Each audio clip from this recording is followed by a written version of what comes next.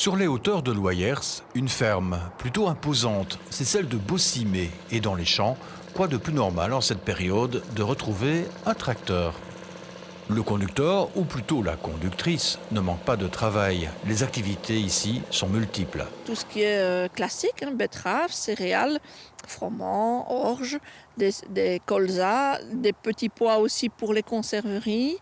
Et alors il y a une partie qui est en mesure agri-environnementale.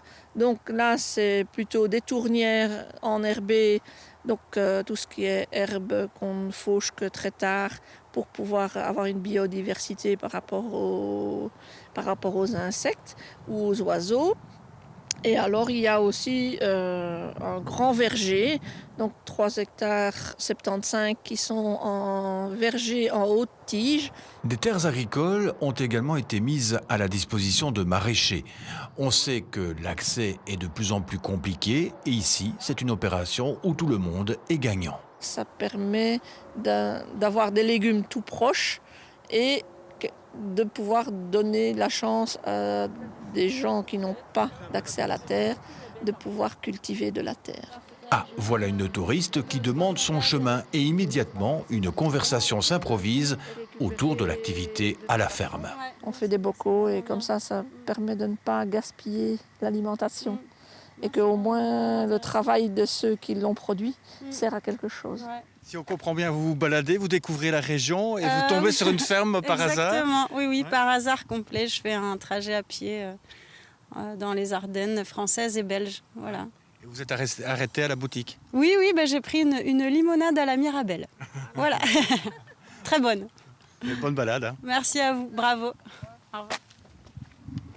Cette touriste vient de le dire, elle s'est arrêtée aussi à la boutique. On y retrouve des produits de la ferme, mais également des produits transformés, d'où l'appellation les ateliers de Bossimé. Un concept basé sur le développement durable et voulu par le maître des lieux.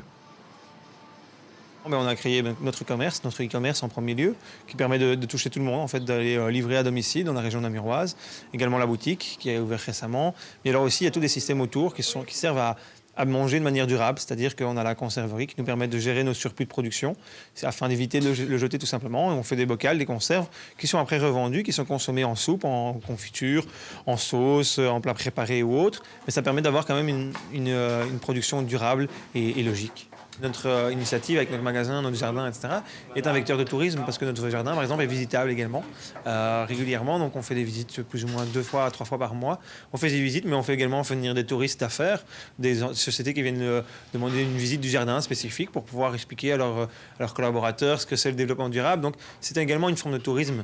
On a aussi le tourisme très local, hein, vous savez, on n'a pas besoin d'aller au bout du monde pour voyager. Et des fois, on a des personnes qui ne connaissaient pas du tout ce coin-ci de Namur et qui viennent ici à la boutique ou qui viennent manger au restaurant et qui découvrent un monde rural à la portée de chez eux, un peu différent, un peu plus innovateur. Donc ça fait également partie du tourisme. Autre attrait économique, gastronomique, mais aussi touristique, dans un proche avenir, tout un système aquaponique sera fonctionnel pour produire ici de l'engrais naturel et des pousses comestibles qui se retrouveront sur les assiettes. Et quand on va expliquer et quand on va ouvrir notre système aquaponique, je pense que là, très très peu de personnes auront vu ce système-là, vu qu'on est quasiment dans les tout premiers, on est vraiment pionnier dans l'innovation à ce point de vue-là. Donc on va pouvoir vraiment montrer et expliquer ce qui est pour nous, et ça tient que ma parole, la ferme de demain. Une ferme de demain, voilà ce qui se construit ici, petit à petit, de la semence à la table, et cela vaut bien le détour.